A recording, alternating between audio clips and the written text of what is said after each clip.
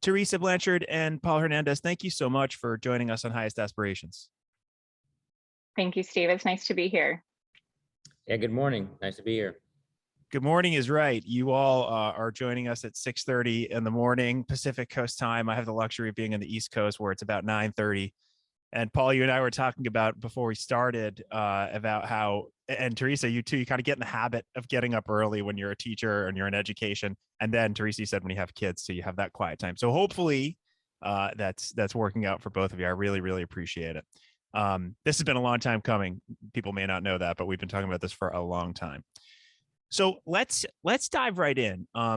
We've talked a lot about academic language on Highest Aspirations. It's a big part of what we do at Ellevation, and for good reason. It's a key component of academic success for all students, but particularly for English learners.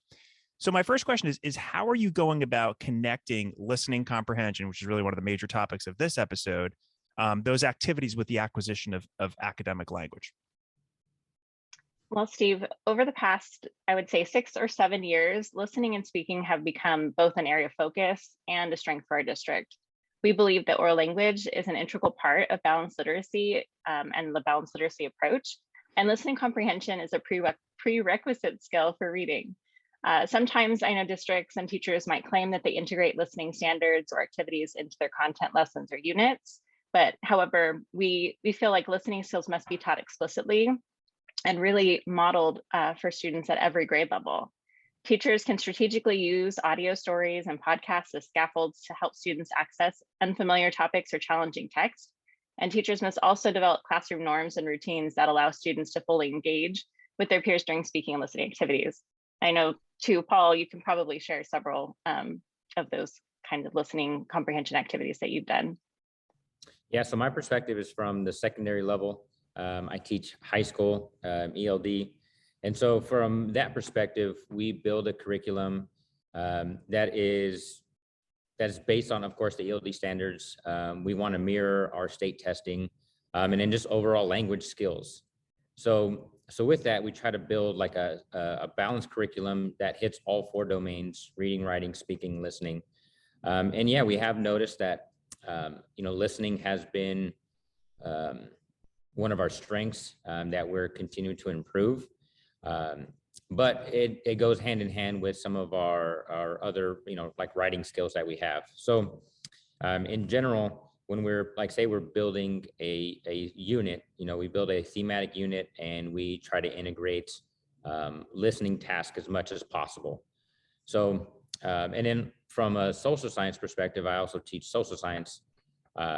We use listening task to support or even like supplementary, again, that second guide, another way to just learn content. So our district, our high school has been using it in different ways. But overall, we really are just trying to build, in social science, we're building context, comprehension, and content vocabulary is tough. So we use a lot of listening tasks to support that. And again, when students need more support with reading, we just couple that with a listening task, or we have that focus to really support our students. Yeah, as you both were speaking, I took a couple notes here, and I don't know if you actually used these words. I think you used a couple of them, but what I'm taking out of that is that listening has to be strategically integrated. It has to be deliberate. It has to be structured within a unit. When you build it, you're backwards designing something. And then the last thing I wrote is it's like a combination approach, right? Paul, you were just talking about students having trouble with reading, or even if they're not, to have listening to go with that is crucial. It's key. And I'm just reflecting back to my time, Paul, you and I were talking about, I was a high school Spanish teacher, and teaching, for example, getting students prepared for the AP exam. You have all 4 domains, and if you're not focusing on all 4 domains, you're going to miss something, and they're all kind of interconnected. And then, of course, within speaking, you have interpersonal, and then you have kind of formal speaking. So that's where we get into the academic language. So we're speaking the same language here, which is great. But I love the idea of making it deliberate, because I think one of the main reasons that we're speaking to you and others about this topic is listening can be one of those things that is kind of not deliberately placed into building a unit or a lesson, for example. So kind of along that line, I'd love to hear you all it seems like you've kind of cracked the code and you continue to improve and iterate on this. But what challenges do teachers face when they're trying to work on building students' listening skills, especially if they're like trying to do it on their own, which happens quite frequently without a lot of resources, and primarily when they're focusing on kind of increasing that academic language? You know, Theresa touched upon that whole modeled piece, and I think that's really, really important. We need to teach and show students how to listen, and it sounds odd, but listening is one of those skills that you need to be locked in or focused the entire time. So what we do is we deliberately teach just a few skills that they can use in any classroom, anywhere in life, really. But and we want them to ultimately use these for, you know, some of the state testing or even further. But you know, we try to just focus in on a couple skills like, hey, when you're listening or you're watching a video, we're going to be deliberately taking notes.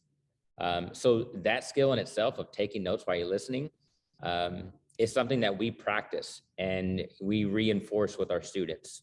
And then this is across the board for any classroom as well. You know, another thing we work on is when we're listening, we're trying to catch that main idea, keywords, vocabulary. So that is another focus as they're listening.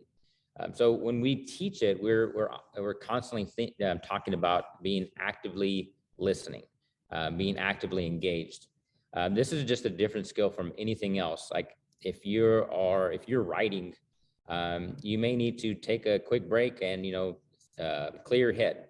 But with listening, you really need to be locked in to really understand, you know, what is being said or what is being stated in a particular audio. So what we try to do is what we realized is we need a model. We need to make sure that students really understand those skills. And then from there, we can monitor their progress and really identify those specific areas where they need to improve. And I know I've been truly impressed as an ELD coach for our district to see Paul's growth in understanding what it takes to teach listening specifically, and how we do need to give students like a reason to listen or a purpose. And a lot of teachers don't know, you know, how to support academic language development or how to teach listening, especially for multilingual learners, because, you know, in early grades, a lot of the texts and stories are typically shorter. They're very engaging. There's usually a lot of visuals or illustrations to support their comprehension and new vocabulary. But as students move into higher grade levels, especially in secondary where Paul teaches, we must help them build listening stamina and those note-taking skills. We have learned that it's important to chunk the amount of information that students are listening to or processing, especially for the very first time.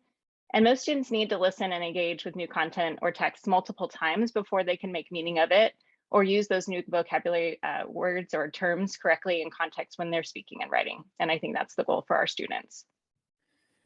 Yeah, wow. There's so much there. I mean, I guess I'll start with like you mentioned active listening, Paul, right? Which we hear all the time, both. And then before you mentioned that, you mentioned the idea of students can use these skills in a variety of ways, certainly for state assessments and to do well and to, you know, reclassify, whatever the case may be. But I mean, active listening, and then couple that with the idea of being locked in, as you said. I mean, we can all relate to a situation where we weren't all locked in and we missed vital information. That could be in a relationship. I've certainly been there. My wife will tell you that, or my kids, where I was like, what just happened? Or, you know, in school, it's hard. It's hard to do. And it's a skill that you need to teach. I remember reading a book on active listening. I forget what it was now. It like blew my mind because I realized all of the things that they talked about, I was doing, thinking about what I was going to say next. And as a student, you have to try to process, right? Like if you're going to be asked to be responding to something, it's so tempting to stop listening and prepare yourself to say what you want to say, especially if you're somebody who really wants to participate. So I just think that so many of the things that you just talked about are crucial. I'm going to ask a follow-up question here because I got curious. One of the things that I did as a high school Spanish teacher, I incorporated certainly note taking when listening, but I also once in a while, and this is like old school and I think frowned upon by many people, once in a while I'd do like a transcription exercise. Like let's listen to this 30-second chunk and see what you can get down. And certainly not for an assessment or any like high stakes thing. Is that something that you ever do or that you'd promote? And feel free to tell me that it's crazy and you'd never do it. Were you referring to like having just a shorter audio, or having the students having the actual transcript in front of them? Well, having transcripts in front of them is great and phenomenal, and that kind of goes with what you talked about, with listening and reading at the same time. I'm talking about actually having them listen to something and kind of try to write down exactly what they're hearing. We have not tried that. I don't think that's a crazy idea, because that will also really just push this level of focus for a student. But yeah, we have not tried that yet. That is interesting. I would love to hear more about it. How'd it go for you? Good, but I think if you could definitely, like, for lack of a better term, overdose on it. I mean, I think it's something that used to be done quite frequently, like when it was strict translation, learning conjugations and translating and transcribing, not a good combo for language learning. But elements of that, it went well. Like the students liked it, as long as you don't do it too much. I know in the ELD standards, actually, kind of in that appendix section that not always everyone reads, there's some really good strategies. And this is something that I know we've done more at the elementary level, where we call it text reconstruction. And they listen to either the teacher reads aloud a text or a passage, or you play like a podcast or kind of like a listen wise type of story. And they take notes. But the first time that you play the audio, you just have them listen. So round one, they just listen. Round two, they take notes. Round three, they check with their partner, talk about the notes that they took. And sometimes there's really some amazing teachable moments and conversations about how different students take notes, and why we can't sometimes, write down everything that we are hearing at the same time, because our brain is processing and our hands can't keep up. Often, but taking phrases, or maybe even having vocabulary there for students that you want them to listen for. And then the job would be that the partner and the student would be able to replicate and write or reconstruct the text that they heard. And then you show them at the end, how close are we to the actual text? And though if we're not exactly the same, did we say the same thing? Yeah. And there's a lot that you can unpack there as a teacher, especially for English language development. So we'll have to maybe try that out with our ALD team in a future unit or lesson. Yeah, go ahead, Paul. In history, when I used to teach a SEDI specific class for history, we did a version of a text reconstruction with the Cuban Missile Crisis. So it was very similar to the steps that Theresa is describing. But in the end, we were trying to retell that story, but really focusing on the people and the main vocabulary for that comprehension. Yeah, you're talking about activities that are far more structured in a good way, right? That and I think that you mentioned two things that I think would be important in this kind of activity. One is working in groups and seeing what the kind of collective group can come up with. And two, listening a variety of times, right? You could never ask a student, whether they be a student taking Spanish as a foreign language or an English learner trying to learn English, to say, hey, listen to this 30-second clip and try to write down everything you can one time, right? That's impossible for anybody. Right.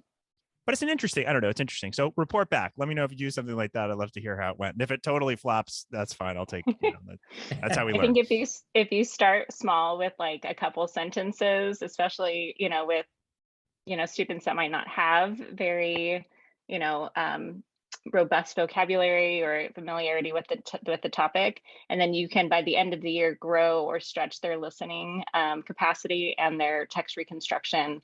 It's kind of nice to do like a kind of activity and set the baseline and see how much we can get out of our students as we practice and use some of those strategies consistently throughout the school year. Yeah, for sure.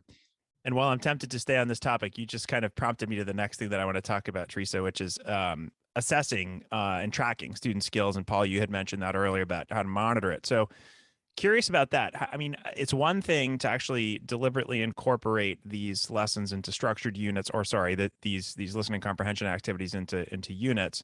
That's hard enough for some people, but then how do you go about, it's such a hard thing to track and to assess. So how do you go about doing that? We know that with like receptive skills such as listening can be very difficult to assess, because we often ask students to talk or write about what they've heard, after they've listened in order to measure the comprehension. So there's always this connection. Listening and speaking skills are so intertwined. So it's hard for us to say that we just teach listening. Often we do a lot of oral language development, which is listening and speaking combined. But there are many assessments and tools that we've tried out in different grade levels to varying degrees of success that we use to measure the listening skills of our multilingual learners and our students. Our English learners obviously have our state English language development assessment, and that's called the ELPAC. We have oral language scores, which maybe we can talk about a little bit later, of what that's comprised of and how those tests are measuring listening skills explicitly. And then we also came up with, about 6 or 7 years ago, something called the language matrix, and we've embedded this actually in Ellevation, our kind of multilingual EL data platform. And we actually push out a form to teachers every trimester at the elementary grades to give them a chance to reflect on what they notice about their students' speaking and listening skills. So the language matrix is a crosswalk between the ELA speaking and listening standards, and there's 6 of those, and then the ELD standards and proficiency levels. So it's been a really neat way for teachers to see, okay, it is my responsibility to teach these ELA standards. I have a box on the report card that I must report.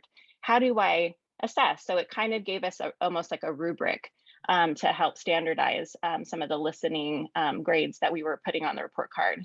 And then we also use other formative ELD assessments. And there's a lot out there that districts might use. I know, Paul, you have a lot of things that you do in your classroom. Yeah, we definitely lean on and use every bit of Ellevation to just really figure out where our students are, like their baseline, where they're going to start in the beginning of the year. And then we had to track them as they go. So for sure, Ellevation. And then what we do at the beginning of the year is we set goals with our students. So we sit down and we look at the 4 domains, where they land, where they've scored in the past on various assessments. And then we set goals. So not only are, us as teachers, even the district, we're monitoring them, but the students themselves are aware of where they are, and they have a plan where they want to be potentially in a few months or by the end of the year. And, in the classroom, we have for our ELD PLC, we've used various ways for like grading. So at one point we've had a listening grade, so specific. And we've also used, I know you touched upon, just like the world language department, you would use something like an interpersonal skill or a presentational skill, those types of things. And so we are still trying to figure out what would be the best way that we can monitor students and their specific scores, but particularly how it translates to grades. And then also just in the classroom, we've built various listening tasks. But the nice thing is we try to model the way that an assessment is built very similar to like ListenWise. So the nice thing with ListenWise, you have, some of them have like a quiz, and you can pull some reports, as you know, but it's great because it's going to mirror some of the things that they're going to see on the ELPAC. So they'll give them a score for literal, vocabulary, the main idea, and then inference. So those types of things we can be specific, talk about in our PLC. We can say, hey, our students are struggling still with this main idea, and then we can go back and assess those students or reteach, basic great teaching practices. What we want to be doing that specifically with listening. Yeah, I mean, it sounds like you're pulling from a variety of resources and tools that you have at your disposal. I mean, going from what I most recently heard to what I heard from Theresa, I mean, I think it's great that there's I'm biased, but a little collaboration with world language, because those rubrics, and I haven't seen them in a long time, or they're not rubrics, they're scoring guidelines, I think they're called now, but they're actually quite useful. In order to track someone, what I used to do old school was I'd had them printed out and then I'd highlight kind of where the student was. And now, of course, we could nerd out on Ellevation forever. And the Ellevation employee part of me wants to talk about that language matrix and how you got it in there, but that's not going to be relevant to our entire audience. So we'll have that conversation another time. But you're clearly using the tools that are available to you, Ellevation being one of them, ListenWise being the other. And I think this is key in a way that fits in with the goals that you have. You're not like taking the technology and saying, we have this technology, what are we going to do with it? You clearly have said, we have these goals with listening, we have to achieve them. What technology can we use? And how can we probably in some cases harass and convince the folks at Ellevation to build something for you that is going to work the right way, which I think is good. And harass is the wrong word. It's just convince and persuade, because it helps us learn. So everyone at Ellevation has been very responsive. We're very happy partners. good. Yeah, that's nice to hear. Okay, so I want to stay on assessments, but zoom out a little bit. In California, reclassification is obviously extremely important. In other states, they call exiting the EL program. In whatever the situation is, that's what we want, because the research shows that students who are reclassifying or exiting EL programs are going to be generally more successful academically and then later. So talk to us a little bit about how, first, the state of California is assessing listening skills and what that means for preparing your English learners to reclassify and therefore, at least statistically, become more successful academically. Sure. The English language proficiency assessments of California, there's an S because there's 3 of them. That's the ELPAC, as you've heard us kind of mention that acronym previously. It has 4 domains: listening, speaking, reading, and writing, which are embedded and tied to our ELD standards. Students are required to get an overall 4 on the summative ELPAC out of 4 levels in order to be considered for reclassification, as you've mentioned. They also receive an oral language score, which is a combination or combined score of speaking and listening. So as we talked about also, that just interconnection, or, it's hard to assess one without the other. And there are tasks and domains that are separate that you see when you look at them, that, students are listening to an audio passage or recording, and then they're responding, or they're listening to the test examiner ask them a question, and then they're responding. So there's definitely kind of a combination, but we really look at those oral language scores. And as a district, as we mentioned earlier, we have seen that students are a lot stronger in their oral language scores on ELPAC versus in their written language score, which is a combination of reading and writing. But in the listening domain, English learners must answer comprehension questions after listening to short exchanges, stories, classroom conversations, and oral presentations.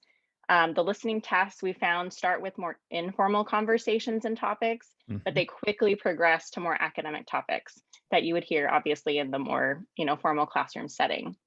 Students must also listen to a student-supported opinion in grades 6 through 12, and they must listen to an academic presentation. So it's also assessed listening in the speaking domain through tests such as the Summarize an Academic Presentation, which is usually based on some sort of science or social studies topic. And now, instead of just one of those tasks, they have 2 on our assessment. So that's really challenging. Visuals are provided, thankfully, but students must be able to summarize the main points and key details after listening to an extended science or social studies presentation. We've discovered that this task is challenging even for fluent English only, adults. That we practice with sample questions with our teachers, and they're just like blown away during professional development and training. So it's definitely a helpful way to get teachers to understand how this is being assessed on the state assessment and what sometimes is holding our students back from reclassification. That is a powerful lesson. And I'll make the comparison again with the AP exam. I mean, I remember the first time going to a workshop at an institute, and the person who was presenting said, okay, you're going to do this. And I was like, how am I 11th and 12th graders doing this? Same thing with those assessments. Sorry, Paul, I bet you have something else to say there. Yeah, I'll just definitely add that combination is really important, where we're going to, I would say this, when we're building our curriculum, we don't want to just necessarily teach to the test, but we want to get our students prepared for the test. So there's a balance there. So we want them to experience what they're going to see on the test beforehand. So yeah, we have to put them through those challenging tasks. One example is like on the test, they have one shot. They get to listen to a task one time. And that's not the case on other assessments for our state. And that's not the case for, in their classrooms either. So what we try to do is just give them the opportunity to see what they can do in those areas, really just focusing on the skills. But yeah, there's also that there's parts on the test where they have to not only listen, but then have to respond. So really, our lessons, they're designed to replicate what they're going to see on the test. And they may not be step by step, but in the end, they're going to be prepared because they're going to have seen something similar to this before they reach the test. Right. So I think that's really important that, we don't want to just teach to the test, because that's not just the skills that they want. We want to just give them skills in general that they can be successful for listening comprehension. Yeah, such a balancing act. I remember that well. And I think a lot of it depends on the quality of the test, right? If the test is mirroring kind of what, to the extent possible, mirroring what you need to do both academically and socially with the language, then you're in good shape. If it's not, you have to be a little bit more creative. And of course, all these assessments are constantly changing. Okay, I want to get in the weeds a little bit here, because we've talked about using podcasts as listening comprehension tools on the podcast before. In fact, we had a guy named James Houseworth who's awesome. He's a teacher and he works with multilingual learners, and he actually has students create his own podcasts and then put them out, and they're culturally responsive because they talk about the students' experiences, and it's just amazing work that he's doing. So he's even thinking beyond kind of language learning there. How can these types of activities, in your experience, contribute to a culturally responsive curriculum, while also making those, as I just mentioned, those personal connections with the lived experiences of the students? And then how do students respond when you share culturally relevant stories? We haven't specifically had an open podcast. That's been a discussion that we've had before, and we love that idea. We're just really developing how we want to go about that. But we've had in the past students record speeches or have these just different kind of conversations that they have recorded and used in various ways. But ultimately, students are engaged. They're more interested when you have something culturally relevant. When you get to have students talk about themselves, or when you have students get to describe their culture or have real connections, it just changes everything. I mean, the dynamic in the class, when you have an environment like that where they can express themselves, it just changes everything. And so what we've done is really trying to build units or just themes in our units where they get to reflect again on themselves. We've had a unit based on like identity, which is spending a few weeks, a few months where they've taken a deep dive on themselves. And when they do this, they get to express themselves through reading, writing, speaking, or listening. So it's definitely something that we've been focused on in the past. And just a couple other ideas. I know in the past, again, we've done the speeches or some type of recording, but with like history, we found like using like listening task for like a primary source or like a real life explanation of an event is just different. So for example, for history, we teach World War II and Japanese internment. Japanese internment is after the Japanese attacked the United States in 1941, our government decided to take anyone who had the Japanese ancestry and put them into camps. So when we're teaching this, we need to teach words like internment or executive order. And so we use like listening task. There's a great one actually on ListenWise, and it's about some people who experienced the Japanese internment. So these real life people, the real life connections, they make a world of a difference in the classroom. And it again, we can use that for a supplemental lesson. We can use that in a classroom to be specific for like comprehension or even the vocabulary, like I discussed earlier. And yeah, there's various ways where we can connect students. But when it's culturally relevant or just in general relevant to students, it really changes the outcome and the vibe of the classroom. Yeah, no doubt about it.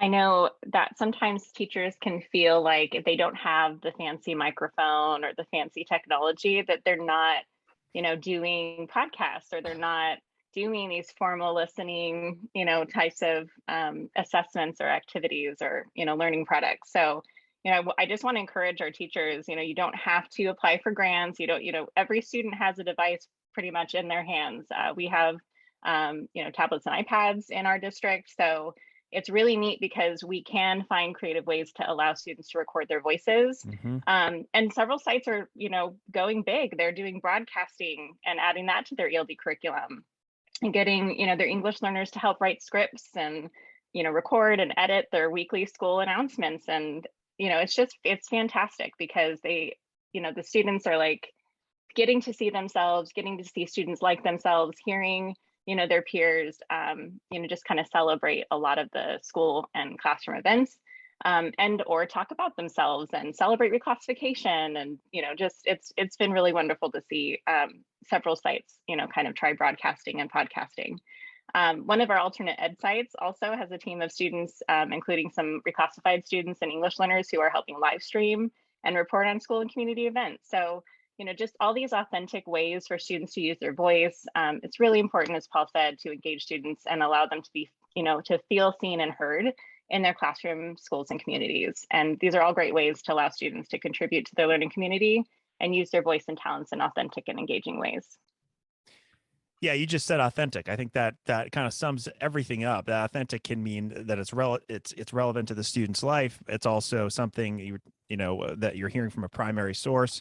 And just to kind of reiterate, you don't need a fancy mic. I eventually got this fancy mic, but I didn't have it at first. And if you had told me that I was going to be doing a podcast in an educational technology company probably 3 months before I started doing a podcast, I would have laughed at you. And 200 episodes later and wonderful guests like you, it works. You don't need that much. You really don't. So that's a really important point, because you can definitely let perfect kind of be the enemy of the good. And there's a lot of resources out there. And then the last thing that I took away from that conversation is,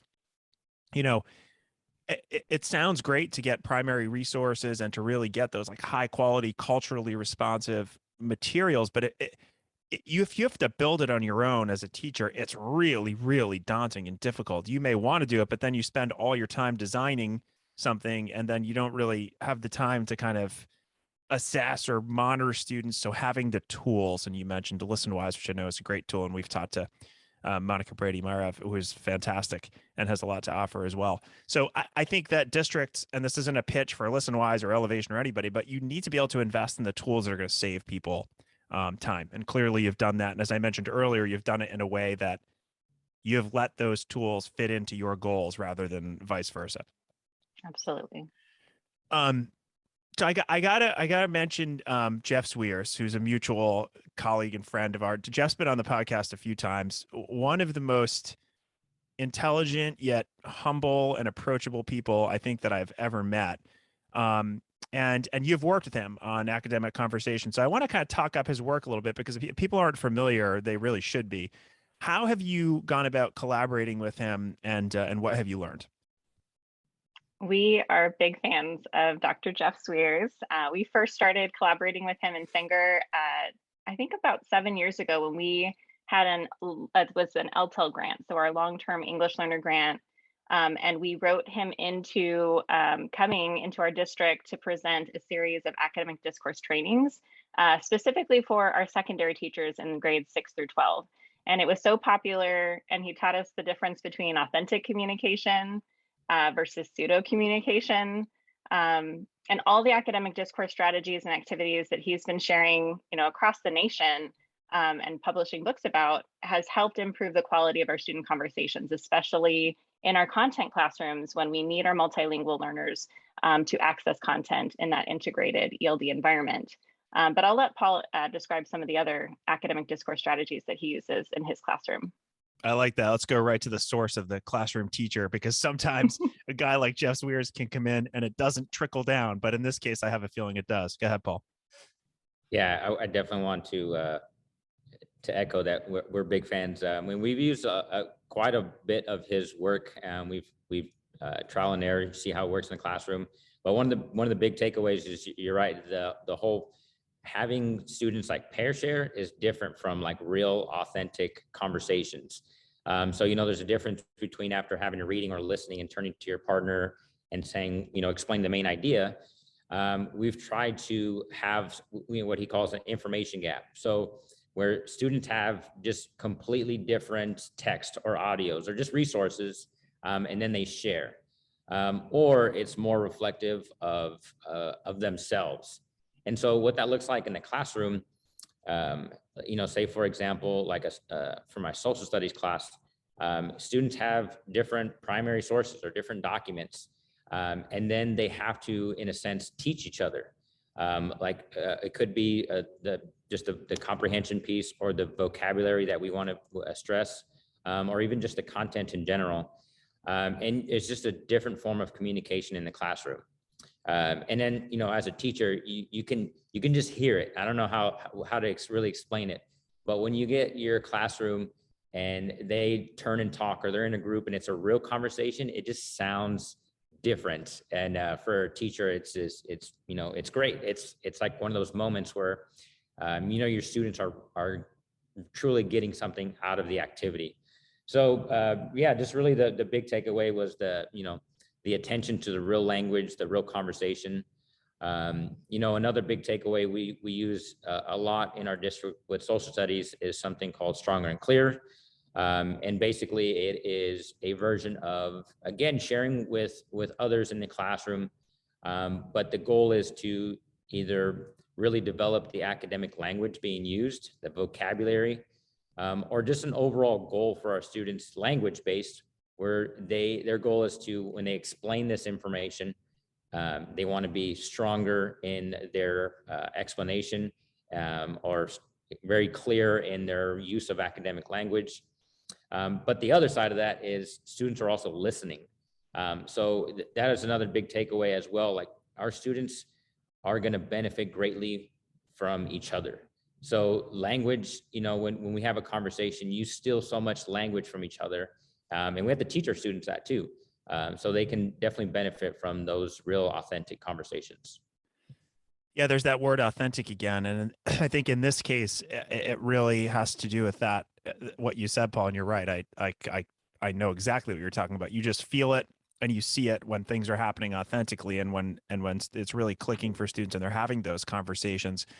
And it can be difficult to like break out of that kind of, I guess I'll call it a rut of where you're doing those pair shares or whatever that are kind of rote and that are a little, until you actually get that feeling that, oh, this is like working. It's hard to kind of know when you're in that rut. And so sometimes it takes somebody like Dr. Swears to come and show you some things, or just try something new. Oh, I just I'm using my hands too much and I just knocked my mic. That was the first time that ever happened. But I think a lot of this, I think of like Yoda, you must unlearn what you have learned, or something like that. I think he said, like, there's like it's a little bit of unlearning here, right? It's a little bit of letting go of what you're kind of used to and comfortable with in order to take the next step. I agree. And it's so true with a lot of just teaching practices. There's so much research coming out. There's so many great ideas. You definitely have to be flexible and really just go for it. So I brought up the idea of just experimenting with my classroom, and that's truly how it has to go. You have to see what your students are capable of, find their baseline and then just grow. So yeah, at the beginning of the year, it can be rough. I mean, it just in general for a lot of things, even for writing, for speaking, like it can be very messy in the beginning. But you set expectations, you set goals, and you go from there. Yeah. I wanted to add too, I think at a school or district level, it's important to involve your coaches and your administrators so that they know that, when they go into a classroom, just like Paul, they can hear and see when students are having an authentic, engaging conversation. And it's not just for points, and it's not just, to check the box and turn and talk and regurgitate what the teacher said. They're actually making meaning of the content and the instruction.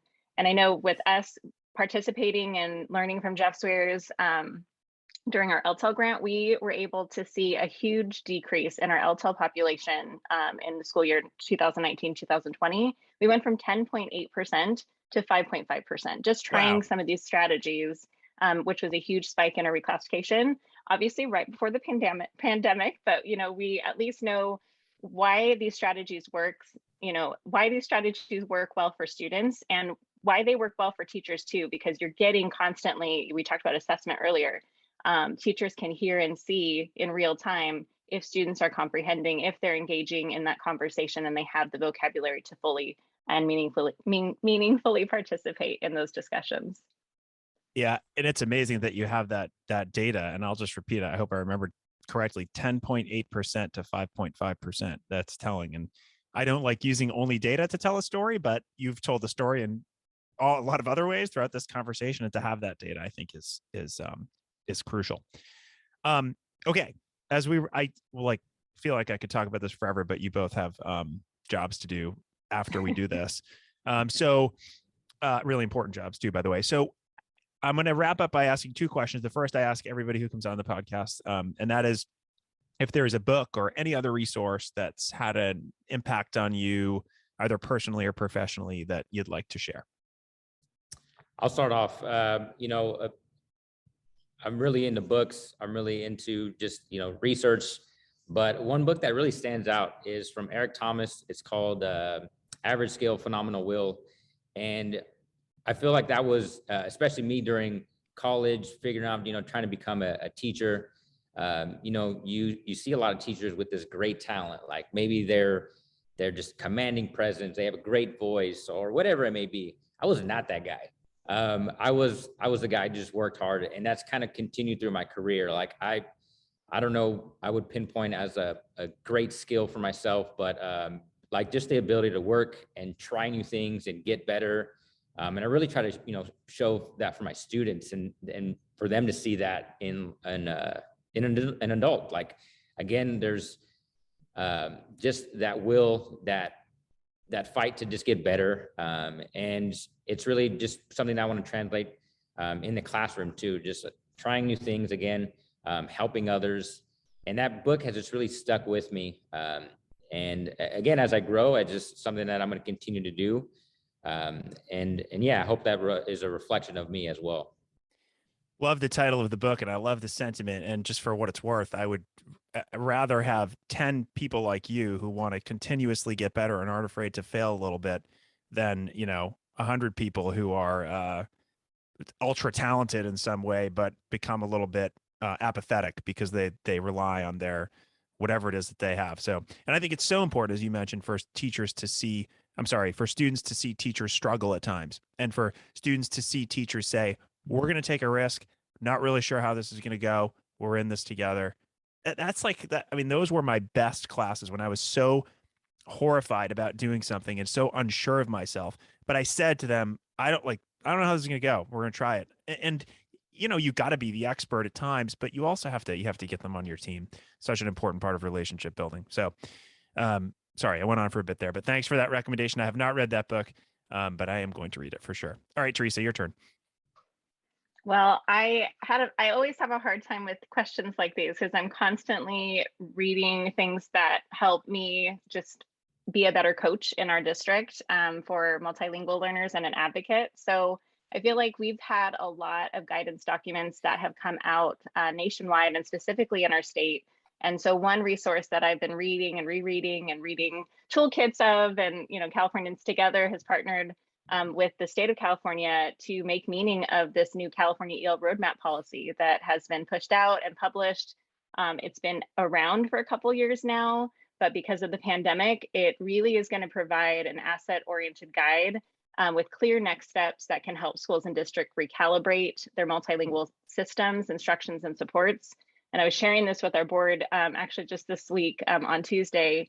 And because principle one is, needs responsive and assets oriented. And it's something that even simple things like our name, right? So the English Learner Support Division at the California Department of Education, they changed their name to the Multilingual Support Division. Mm-hmm. So we are in that process of a name change, even in Sanger. to the Multilingual Services Department to, be able to continue to support our English learners who are multilingual learners and include support for our growing dual language programs. Yeah, and let me just say that if you're not in California, I'm in New England, right? And I've worked with districts through Ellevation all around the country.